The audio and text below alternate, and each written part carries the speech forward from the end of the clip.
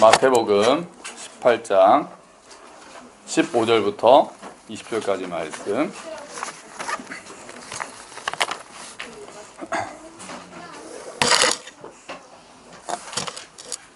그 서유리가 찬양하는데 박수를 치면서 서 있더라고. 많이 컸어요. 네, 요새 서유리가 아주 전성기입니다. 얼굴도 밝고. 오늘은 하유리도 기분이 좋던. 하유리 어디 갔죠? 하유리 오랜만에 오늘도 기분이 좋아서. 하유라. 자, 마태복음 18장 15절부터 20절 말씀입니다. 찾으셨나요? 자, 우리 한 목소리로 읽도록 하겠습니다. 시작. 내 형제가 죄를 범하거든 가서 너와 그 사람과만 상대하여 권고하라. 만일 들으면 내가 내 형제를 얻은 것이요, 만일 듣지 않거든 한두 사람을 데리고 가서 두세 증인의 입으로 말마다 확증하게 하라. 만일 그들의 말도 듣지 않거든 교회에 말하고, 교회의 말도 듣지 않거든 이방인과 세리와 같이 여기라. 진실로 너희에게 이르노니 무엇이든지 너희가 땅에서 매면 하늘에서도 매일 것이요, 무엇이든지 땅에서 풀면 하늘에서도 풀리리라. 진실로 다시 너희에게 이르노니 너희 중에 두 사람이 땅에서 합심하여 무엇이든지 구하면 하늘에 계신 내 아버지께서 그들을 위하여 이루게 하시리라. 두세 사람이 내 이름으로 모인 곳에는 나도 그들 중에 있느니라. 아멘. 할렐루야. 네. 오늘 설교 시작하기 전에 오늘 귀한 손님들이 오셨어요. 지난번에 말씀드렸는데요. 이제 곧 교회를 개척을 준비하시면서 함께 기도하고 계시는 제가 그 신학대학원을 다닐 때 저를 가르치셨던 간사님이세요. 우리 백승훈 목사님하고 또 사모님하고 또 같이 교회를 준비하고 꿈꾸고 계시는 귀한 손님들이 뒤에 잠깐 오셨습니다. 우리 박수로 환영할까요? 잠깐 일어나 주시겠어요? 네, 고맙습니다. 네, 감사합니다. 네. 식사하고 가셔야 돼요. 밥을 다시 줄이는 게 어렵다니까요. 남으면 다 싸가기도 힘들어요. 싸드리기도 힘들고. 오신다고 밥솥도 하나 더 갖고 왔는데. 예, 교회를, 그러니까 저희 교회가 선배인 거예요. 개척 선배예요. 예, 그래서 지금 마음이 어떠실지, 생각해보니까 저희도 교회를 시작하기 전에 한 6개월 정도 준비 모임을 했었습니다. 준비 모임은 보통 교회와는 달리 놀았습니다.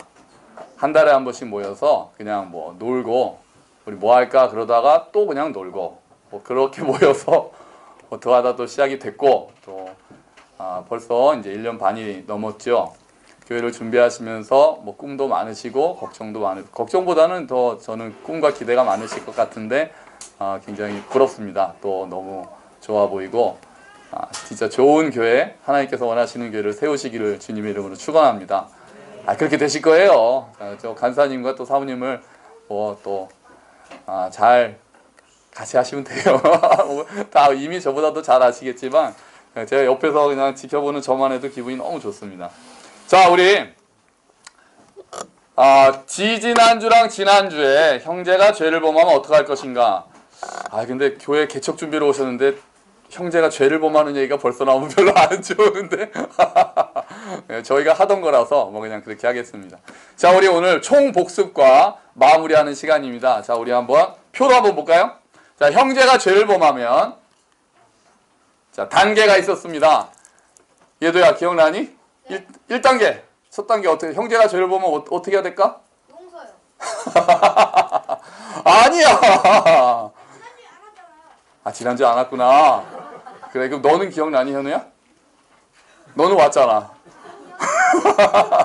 남 안 온 것만 지적하면 안 되는 거야. 여러분, 형제가 죄를 범하면, 오늘 읽었잖아요. 형제가 죄를 범하면 처음에 어떻게 합니까? 1대1로 가요. 1대1로. 예수님 하신 말씀이죠. 우리 처음에 15절에. 물론 사실은 예도가 말한 것이 사실은 제가 제일 마지막에 하려는 정답이 나와서 저 흠칫 놀랐어요. 자, 1단계로 이렇게 하나씩 해보자고요. 첫 번째, 1대1로 가서 죄를 해결을 권고해라. 들으면 감사한데 안 들으면 어떡합니까? 2단계 뭡니까? 2단계. 아, 그렇죠. 두세 사람이, 그렇죠. 두세 사람이 같이 가서, 한두 사람 불러서 같이 가서 권고해라. 2단계입니다. 그래서 회개하면 해피엔딩, 땡큐 베리 마치. 그런데 또 안 들으면 어떻게 합니까? 3단계. 조원아, 목사님이나 장로님, 목사님과 장로님이 맞는데 그거는 좀 구체적인 예고. 그거를 그냥 크게 뭐라고 얘기했는지 기억나니? 보호자. 교회에다 얘기하네. 교회에다 얘기하네. 어머니가 말씀하신 건 컨닝이에요. 엄마가 얘기해주면 안 돼요. 자, 교회의 이름으로 권고해라. 그래서 교회의 이름은 실질적으로는 직분자들이 개입을 한다 그랬죠. 목사님이나 장로님께서 또 이렇게 가는 거죠. 공식화된다 그랬습니다. 여기서도 회개하면은 또 해피엔딩이죠. 어쨌든 여기까지 안 갈수록 좋죠. 1단계를 안 가면 얼마나 좋겠습니까? 근데 그런 교회는 있을 수가 없고요. 그런 교회에 있으면은, 전에 그 얘기 제가 했나요? 스펄전 목사님한테 어떤 사람이 가서 얘기했죠. 정말 교회가 너무 좋고 사람들도 상처 안 받고 너무 그런 거룩한 교회가 있으면 저한테 알려주십시오. 그랬더니 그 목사님이 두 가지 얘기하셨습니다. 첫 번째, 그런 교회 있으면 저 좀 알려주십시오. 두 번째는, 그런 교회 있으면 당신이 가면 안 됩니다. 그랬죠. 당신이 가면 거룩이 깨진다고. 그렇죠. 모든 교회는 어쩔 수 없는 거예요. 그래서 어쩔 수 없이 1단계부터 시작이 됩니다. 자, 그래서 3단계, 교회 이름으로 권고해서 말씀을 듣고 또 어쨌든 회개하고 그러면 해피엔딩입니다. 근데 그러지 않으면 4단계가 뭐였습니까? 4단계가 일단 17절 한번 볼까요? 우리 오늘 말씀 17절 같이 한번 다시 읽어봅시다. 시작. 만일 그들의 말도 듣지 않거든 교회의 말하고 교회의 말도 듣지 않거든 4단계 이방인과 세리와 같이 여기라. 이게 이방인과 세리와 같이 여기는 게 4단계입니다. 자, 그러면 제가 이 표가 조금 모양이 달라졌죠? 화살표 막 오잖아요. 1, 2, 3, 5, 4단계까지 화살표인데 밑에는 는이 돼 있어요. 왜냐하면 마태복음에서 이방인과 세리와 같이 여기라. 이방인과 세리와 같이 여기라는 건 도대체 뭔지 좀 이상하잖아요. 아까까지 쉬웠죠? 이상한 사람으로? 뭐 그럴 수도 있겠다. 이방인이 혹시 넌 이상한 사람이라고 생각하니? 자, 그러니까 1대1로 얘기하라. 알아듣기 좋잖아요. 두세 사람 같이 가서 얘기하라. 너무 쉽고, 교회는 특히 직분자로 해서 공식적인 절차다. 여기까지는 다 알아듣기 쉬운데 예수님이 다음 말씀이 이상한 거예요. 이방인과 세리와 같이 여기라. 약간 이건 도대체 무슨 소리일까 하는데, 고린도전서로 가서 우리 지난주에 이야기했습니다. 바울이 이것에 대해서 조금 단계를 다시 한번 나눴죠. 그래서 제가 이거를 는을 해서 똑같이 4단계인데, 는인데 그 안에 들어가는 게 첫 번째가 이거였습니다. 교제하지 마라. 사귀지도 말고 먹지도 마라. 그래도 안 되면 최후수단이 뭐였습니까? 최후수단 뭐였습니까? 사형이 아니고. 정말. 자, 최후수단이 뭐였습니까? 마지막. 그래도 말을 안 들으면요? 추방이었습니다. 추방. 이 악한 자를 너희 가운데서 내쫓으라. 자, 이런 게 형제가 죄를 범하고 끝까지 회개하지 않을 때 성경에서 이야기하는 순서입니다. 처리 순서. 1대1로 이야기하기. 그래도 안 되면 한두 사람 더 데려가서 이야기하기. 그래도 안 되면은 교회 이야기에서 공식적으로 문제를 제기하기. 그래도 안 되면 이방인과 세리와 같이 여기는데, 예를 들면 교제를 금지해서 사귀지도 말고 같이 먹지도 말고. 그래도 끝까지 안 들으면 추방하라. 자, 여러분, 이 모든 과정을 뭐라고 하는지 아십니까? 이런 모든 과정을 오늘 설교 제목입니다.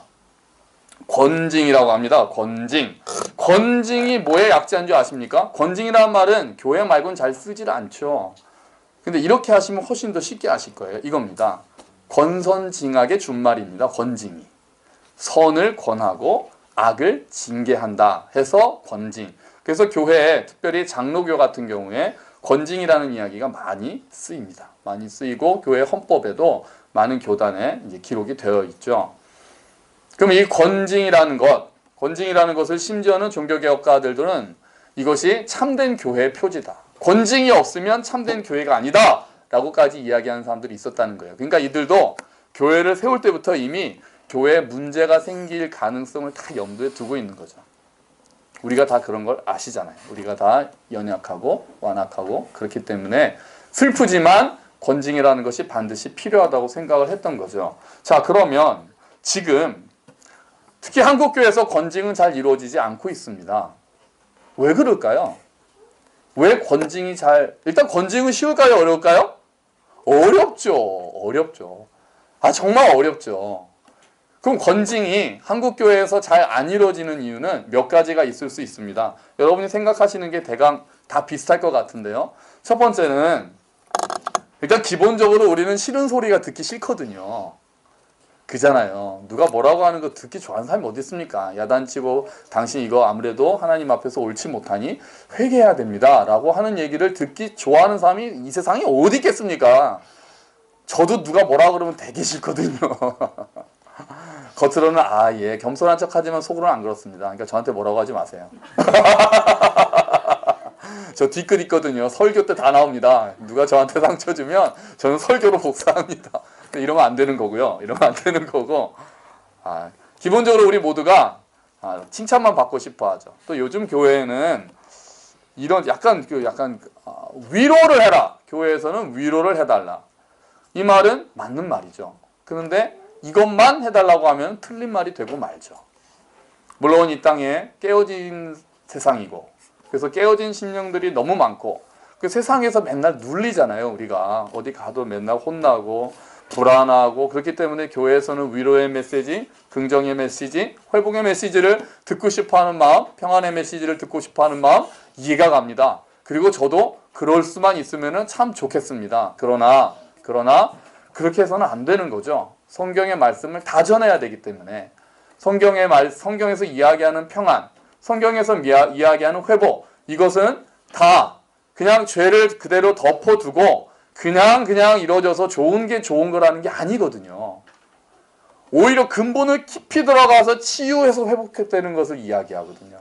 그래서 그 기간은 아파요. 아픕니다. 하지만 겪어야 되는 일이 있는 거예요. 물론 제가 여러분 설교할 때마다 막 회개하시오 이러지 않잖아요. 그러진 않잖아요. 근데 그렇다고 요즘은 옛날에는 좀 그런 공포심을 조장하는 설교가 좀 너무 많았습니다. 옛날에는요. 협박하는 설교. 근데 지금은 너무 반대로 왔어요. 그래서 죄를 얘기하지 않고 회개해야 된다는 얘기를 안 해요. 그냥 뭐 이렇게 하다 보면 하나님이 다 위로해 주시고 그냥 긍정의 힘을 붙잡아라 이런 얘기들만 하고 있다는 거죠. 그러니까 너무 반대쪽으로 넘어온 거예요. 당연히 긍정을 이야기해야죠. 절대 긍정을 얘기해야죠. 하지만 그 절대 긍정에 다 전제 조건이 있는 거예요. 부활을 얘기하려면 죽음을 얘기해야 되는 거고 회복을 이야기하기 위해서는 건설을 이야기하기 위해서는 파괴를 얘기해야 되거든요. 그래서 성경의 모든 것들은 돌아섬으로 시작을 한다는 거죠. 이전에 내가 죄와 허물에 쌓여 있었다는 걸 인정하고 그래야 거듭남이라는 게 주어지는 거잖아요. 그렇기 때문에 교회 안에서 참 평안을 맛보기 위해서 참 회복을 맛보기 위해서 참 긍정의 삶을 살기 위해서는 혹시 내가 서 있는 토대가 잘못된 위에 서 있는 것은 아닌가 생각을 하고 돌아보고 회개하는 작업이 늘 필요하다는 거죠. 물론 그게 광박적으로 막 덜덜 떨고 내가 죄진 거 없나 하나씩 막 결벽증으로 가는 건 물론 아닙니다만 제가 반대로 너무 많이 가 있기 때문에 한국교회가 이렇게 굳이 말씀을 드리는 겁니다. 그에 더불어서 또 지금 한국교회에서 권징이 어려운 이유 중에 하나는 개인주의가 심화되었기 때문에 그렇습니다. 개인주의가 너무 심해져서 저 사람에 대해서 간섭을 제가 받기도 싫어하지만 하는 것도 이제 별로 안 좋아하는 거예요. 간섭하는 게 싫은 거예요. 그냥 입만 아프고 괜히 안 좋은 소리 해서 또 이렇게 싫은 소리 듣는 게 싫으니까 끼지 말자. 그래 그냥 저렇게 지 인생이고 나는 내 인생이고 이런 것들이 교회 안에 많이 들어와서 신앙이 개인주의적으로 많이 흐르면 권징을 하기가 어렵습니다. 권면도 하기가 힘들죠. 상대는 꼭 이렇게 얘기하거든요. 너는 얼마나 잘하는데 너는 하나님 앞에서 죄 없어? 죄 있는 자가 돌을 들어서 나를 쳐. 막 이런 거 할 말이 없잖아요. 사실 다 똑같은 우리인데. 그러다 보니까 개인주의가 심해지면 권징을 하기가 어려워지는 거예요. 교회도 마찬가지가 되는 거죠. 또 어떤 문제가 있는지 아십니까? 교회에 대해서 너무 가벼운 마음을 가지고 있는 거예요.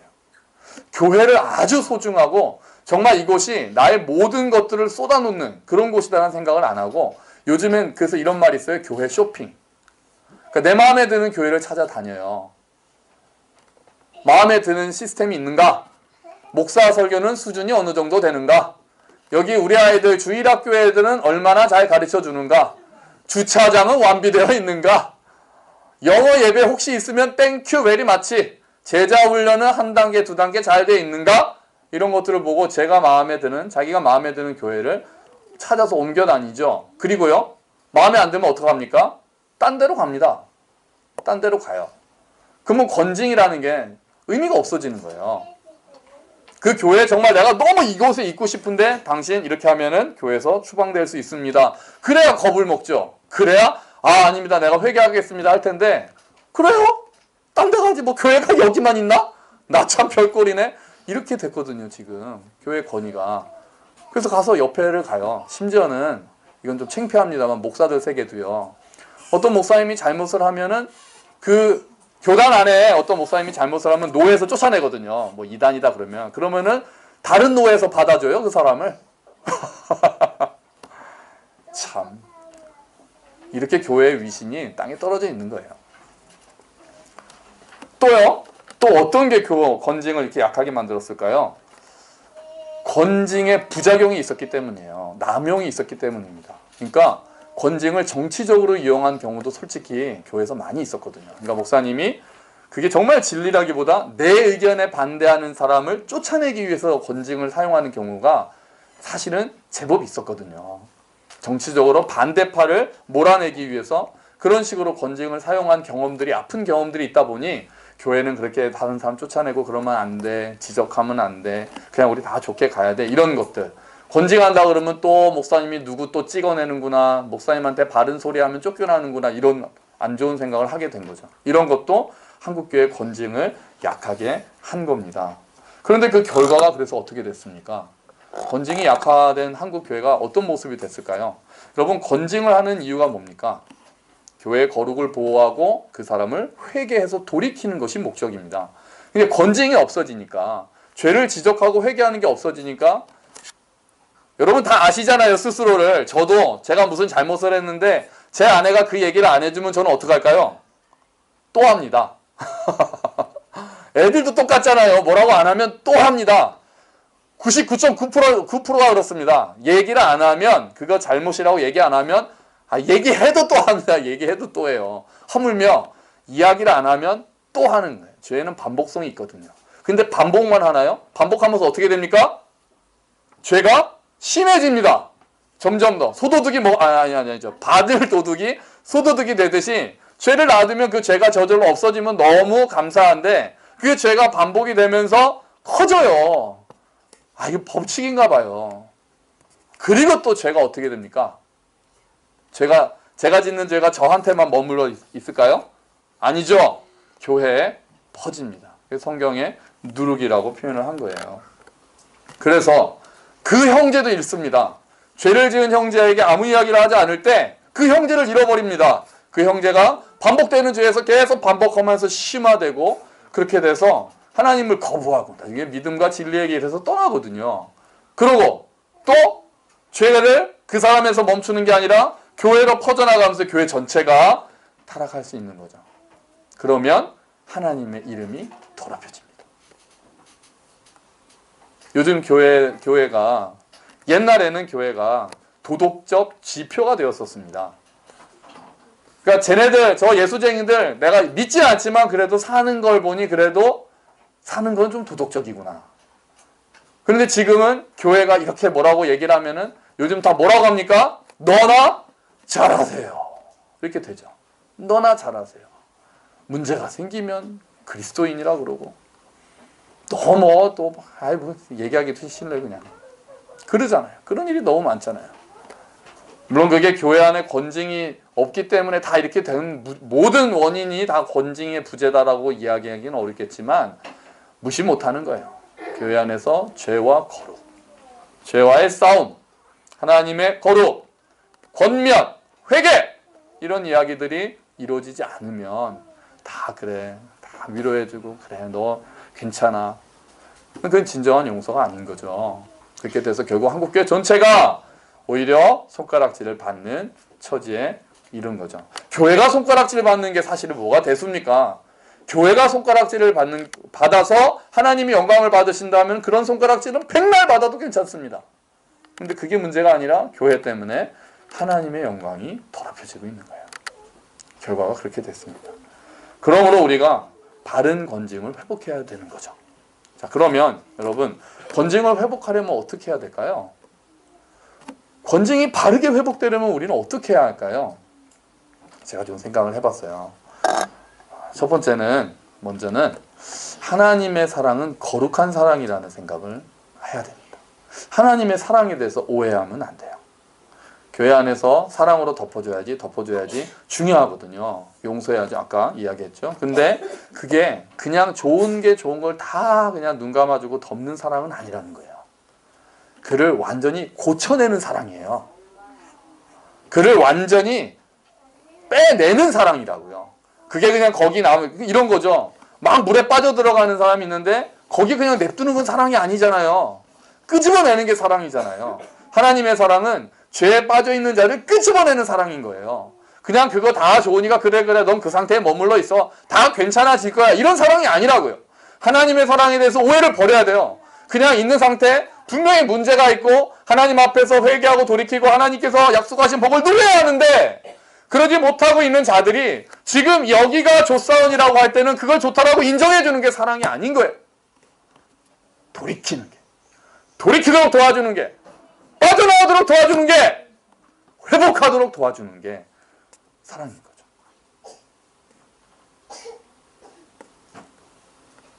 그 사랑을 우리가 알아야 되는 거예요. 그 사랑을. 그리고요, 또 바르게 건징을 회복하려면 목사가 잘해야 돼요. 이건 뭐 사실 설교할 게 아니라 이제 저한테 해야 되는 얘기인데요. 말씀드리는 거예요. 뭘 잘해야 될까요, 목사가요? 아까 말씀드린 대로 개인적인 정치적인 도구로 건징을 사용하면 절대로 안 되죠. 한 번이라도 그랬다간 다시는 건징이 이루어질 수가 없어요. 한 번이라도. 그건 뭐 목사뿐이겠습니까? 뭐 집사든 뭐 장로든 자기의 개인적인 목적으로 건징을 이용하려고 드는 시도가 있으면 다시는 제대로 그 교회에서는 건징이 이루어질 수 없습니다. 그 다음부터는 다 의심하거든요. 다 저의를 의심하잖아요. 저렇게 표면적으로 말하는 속내가 뭘까? 그래서 특히 목사가 잘해야 되겠죠. 제가 잘해야 돼요, 제가. 그리고 더 근본적으로는 하나님의 말씀을 바로 전해야 되겠죠, 제가. 한쪽으로 치우치지 않고. 하나님의 말씀이 어떠한 것인지, 하나님의 뜻이 어떠한 것인지 잘 전해야 되겠죠. 그래서 우리가 함께 온전해져야 되는 거죠, 우리가. 전체가. 그리고요, 또 어떻게 해야 건징이 제대로 될까요? 서로에 대한 신뢰가 있어야 됩니다. 목사뿐이 아니라 서로에 대한 신뢰요. 건징이 처음에 1단계가 뭐였어요? 1단계 뭐였습니까? 1단계 1대1로 가잖아요. 그런데 그 전에 신뢰가 있어야 되는 거예요. 누가 나한테 와서 또는 두세 사람이 같이 와서 형제님, 자매님 이런 부분은 아무리 생각하고 기도해도 옳지 않은 것 같습니다. 하나님께서 기뻐하시지 않는 것 같습니다. 여기서 좀 방향을 바꾸고 생각을 바꾸시면 좋겠습니다라고 할 때 이게 나를 그냥 지적하는 지적질이 아니라 정말 나를 사랑해서 하는 이야기구나라는 신뢰가 먼저 형성이 돼 있어야 된다는 거죠. 그러니까 건징이 앞에 있으면 안 돼요. 건징해야 된다라는 당위 때문에 교회가 건징해야 된다고 얘기하는 게 의미가 없어요. 그 전에 한몸됨이 제대로 이루어져 있어야 되는 거예요. 이 교회가 나를 사랑해서 나의 영혼을 근심하고 염려해서 그리고 하나님의 뜻을 정말 따르기 때문에 나한테 하는 거다라는 신뢰가 먼저 우리 안에 서로 형성이 돼 있어야 되는 거예요. 그렇게 돼 있어도 어려워요. 싫은 소리 하는 거는. 그러니까 그렇게 되어 있지 않으면 건징 자체가 시작도 할 수가 없는 거죠. 무엇보다도 교회가 어떠한 곳인지를 다시 한번 여러분 기억해 주셔야 합니다. 건징이라는 것이 바르게 되기 위해서는 교회가 어떠한 곳인지에 대해서 여러분 다시 한번 생각해 주셔야 돼요. 교회는 어떤 곳입니까? 예수께서 십자가에서 자신의 피로 사신 곳입니다. 교회는 어떤 곳입니까? 한 몸 된 자들입니다. 개인이 모여서 그냥 시간이 맞고 취향이 비슷한 개인들이 모여있는 개인들의 모임이 아니라 하나님께서 한 몸 되게 하신 모임이에요. 그래서 내가 이 교회의 소속이다. 이 교회의 멤버다. 내가 이 교회의 지체다 라는 마음을 먹기 시작하면 이제 죽을 때까지 다니셔야 되는 거예요. 할렐루야! 아멘이 작으신 걸 보니 떠나실 마음이 있군요. 교회 쉽게 옮기는 거 아닙니다, 여러분. 쉽게 옮기는 거 아니에요. 진짜 기도하고, 제가 이민 간 경우만 인정합니다. 이민 간 경우만.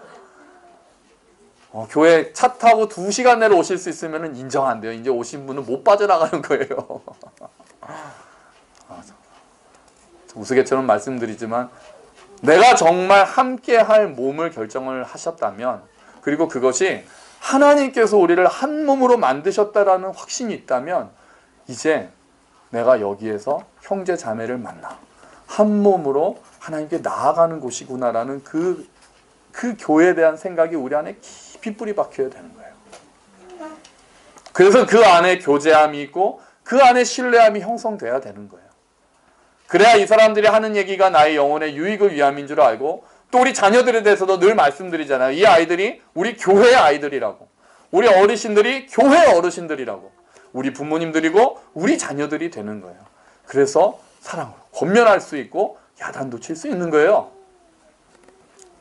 그를 그냥 자기 아빠 엄마가 알아서 하겠지, 그런 게 아닌 거예요. 서로 책임지는 관계인 거예요. 교회는. 부담스러우시다고요? 원래 그래요. 교회가 부담스러운데요. 아무 부담 없이 다닐 수 있는 데가 아닙니다. 교회가 헌신해야 되는 곳인데요. 교회는 한 몸을 이뤄가는 곳인데요. 예수께서 십자가로 하나 되게 하셨고 그거를 힘써 지키라는 곳이 교회인걸요. 그래서 권징이 의미가 있는 거예요. 교회는 또 어떤 곳입니까? 결국 교회를 통해서 하나님의 영광이 드러나는 곳이에요. 하나님이 천사를 통해서 하나님의 영광 드러내게 안 하셨습니다. 하나님께서 자연을 창조하셔서 하나님의 영광을 드러내셨죠. 그리고 새 창조를 통해서, 물론 거듭난 개개인을 통해서 하나님의 영광도 드러내시지만 더 나아가서 하나 되어서 하나님께 나아가는 영광된 한 몸! 교회! 그 교회를 통해서 하늘의 정사들과 권세들에게 하나님의 영원한 지혜를 나타내려 하셨다고 그랬어요. 그러니까 천사들도 교회를 보고, 아니 하나님의 계획이 이런 것단 말이었습니까? 라고 놀란다는 거예요. 천사들조차. 악마들이요, 사탄들도 마찬가지예요. 교회를 보고 아니 하나님의 계획이 이런 거였어? 라고 놀란단 말이에요. 교회 하나됨을 보고 하나님께서 지키고 보호하시고 이루어가신 한 몸된 교회를 보고 세상도 놀라는 거예요. 교회를 보고 와 이런 거였어. 새로운 세상이 저런 거였어. 저 예수쟁이들이 떠드는 새로운 세상이란 게 저런 거였구나 라는 게 하나님께서 교회를 만드신 목적인 거죠. 그렇다는 교회에 대한 생각을 가지고 있어야 이 모든 권징이 의미가 있게 되고 이 모든 권징이 바르게 시행될 수 있는 겁니다. 여러분, 그래서 제가 권징을 어떻게 비유할 수 있을까 고민을 해봤어요. 그랬더니 저는 이게 생각이 났습니다. 권징은 이렇게 볼 수 있겠구나. 짠! 뭡니까? 병원. 치료에 비유할 수 있겠다는 생각이 들었어요. 여러분, 처음에 우리 보통은 일단 개인을 예로 들어도 마찬가지예요. 일단 밥을 잘 먹어야 되잖아요. 건강하려면. 교회에서도 말씀 먹고 사랑 먹고 용서 먹고 막 그러면서 이제 자라야 되겠죠. 근데 그게 안 될 때가 있잖아요. 몸이 좀 아프고 뭐 병균이 들어오면 잘 먹는 거는 일단 기본이고 또 급하면 또 뭐 먹어야 되잖아요. 뭐 먹습니까? 아니 음식 잘 먹고 안 되면 말이야. 뭐 먹습니까? 약 먹어야죠. 약 먹고 안 되면 그냥 뭐 합니까? 주사 맞아야죠. 주사. 그래도 안 되면은 어디까지 갑니까? 수술해야죠. 수술. 이 생각이 들더라고요. 권징이라는 게, 그러니까 처음에 1대1로 오는 거는 약 주는 거예요. 약. 알약 주는 거예요. 안 되면 두세 사람이 막 약을 먹여요.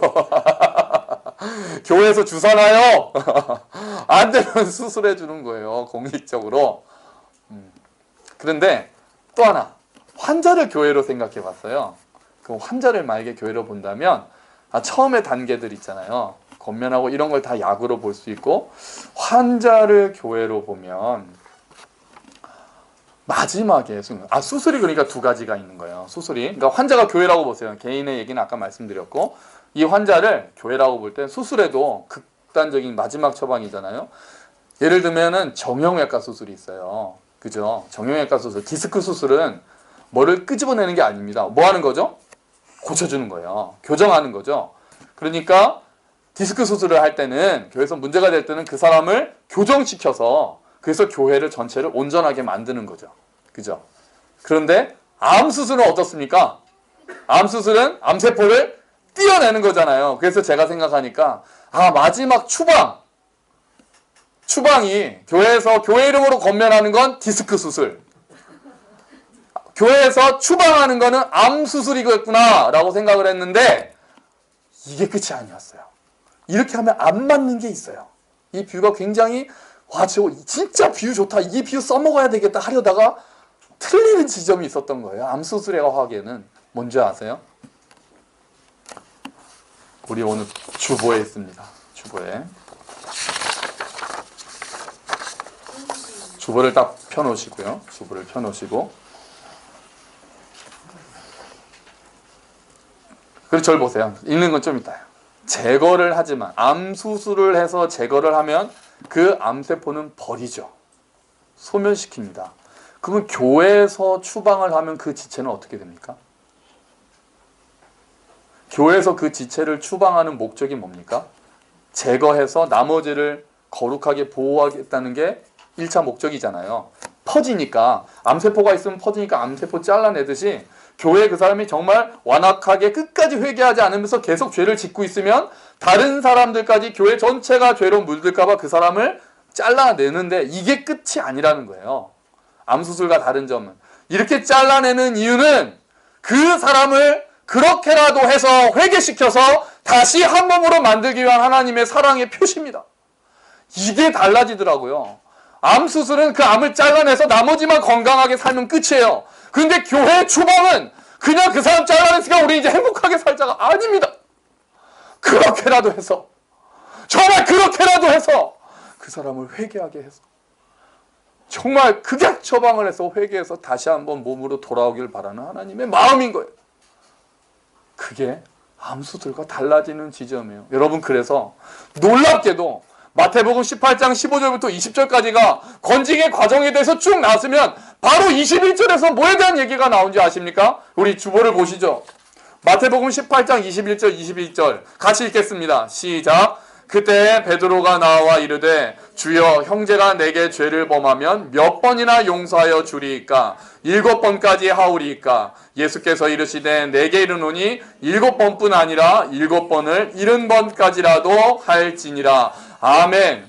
권징에 대해서 얘기를 하고 나서 바로 나오는 구절이 용서를 할까요? 라는 질문이 나오는 거예요. 그리고 우리가 잘 알고 있는 달란트, 데나리온 빚진 자 이야기가 나온 거죠. 그럼 무슨 말이에요? 권징을 해서 이방인과 세리같이 여겨라? 그리고 너네는 잘 천국 가라가 아니라는 거예요. 그 과정에서도 예수님이 기다리시는 거는 회개인 거예요. 그래서 용서인 거예요. 그래서 18장의 마무리가 용서로 되는 거예요. 이렇게 죄를 범하면은 이렇게 그렇게라도 해서 그 형제가 돌아오기를 바라고, 혹시 그 중간에 한 번이라도 회개의 모습을 보이면은 용서해라. 70번씩 7번이라도 용서해라. 너희도 다 용서받은 자들 아니더냐. 그래서 용서에 대한 본문이 그 뒤에 나오는 거라고요. 여러분, 그러면 결국 건징의 목적이 뭡니까? 건징의 목적이 우리가 보기에는 교회를 거룩하게 하기 위해서, 맞아요.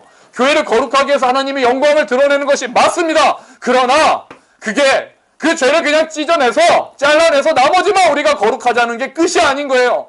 그 사람을 회복시키고 그 사람을 어떻게 해서든지 회개시키고 그렇게 해서 다시 한번 하나님의 몸으로 돌아오게 하려는 것이 권징의 목적이 되는 거예요. 이 마음을 우리가 잃고 있으면 권징을 하면 안 됩니다. 저 사람 잘라내야 되겠어요. 저 사람 있으니까 꼴 보기 싫어요. 저 사람 있으면 우리 교회 안 될 것 같아요 라는 마음만 가지고 있으면 권징이 제대로 시행될 수가 없습니다. 그 영혼을 향해서 뜨겁게 울고 그 영혼을 위해서 뜨겁게 기도하는 자들이, 그런 자들이 끝까지 모여서 주여 그 형제를 회복시켜 주시옵소서 하고 기도하는 마음으로 그 형제에 대해서 권고해야 되는 거예요. 그러면서 공식적인 절차를 피눈물을 흘리면서 하는 게 권징인 것입니다. 그렇게까지 사랑하지 않기 때문에 우리가 이제 권징하지 않습니다. 그렇게까지 아파하지 않기 때문에 이제 한국교회 권징이 없어지고 있는 거예요. 이상하죠? 더 피상적인 사랑을 이야기하는 바람에 피눈물 나는 사랑이 없어지고 있는 거죠. 여러분, 교회가 예수님의 피로 사신 교회입니다. 피눈물을 흘려서 세우신 교회예요. 우리도 그 교회를 피눈물을 흘려서 사랑합니다.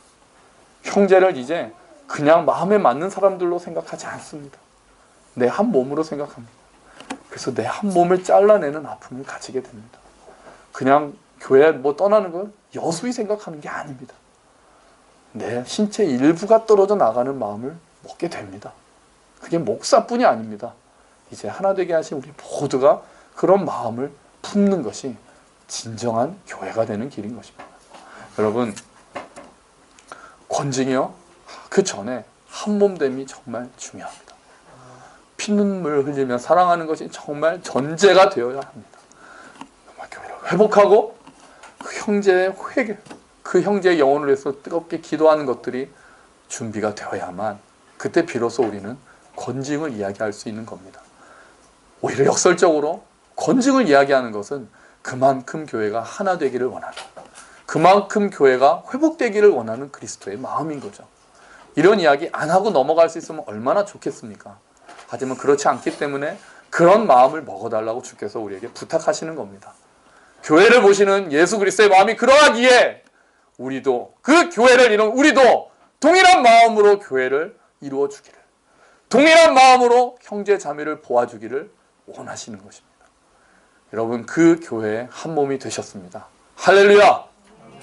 이 교회 사랑으로, 눈물로, 기도로 세워가시기를, 그런 모든 함께 걷는 교회, 그리고 백간사님과 함께하는 교회, 그런 교회가 또 하나 하나님의 기쁨 가운데서 세워지기를 주의 이름으로 축원합니다.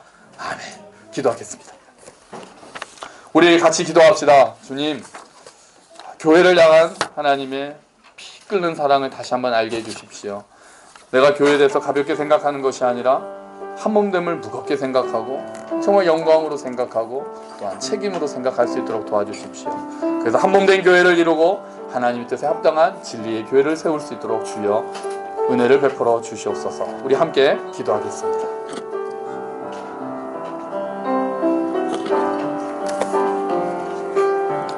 주여, 아버지 하나님, 감사합니다.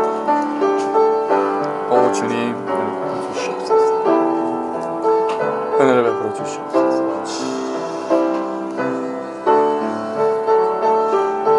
아버지,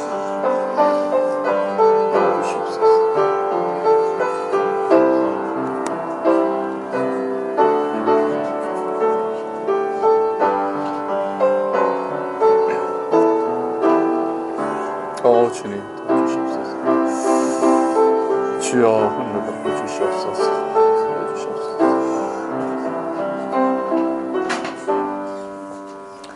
주님 고맙습니다. 하나님 말씀을 통해 무거운 하나님의 사랑을 다시 한번 기억합니다.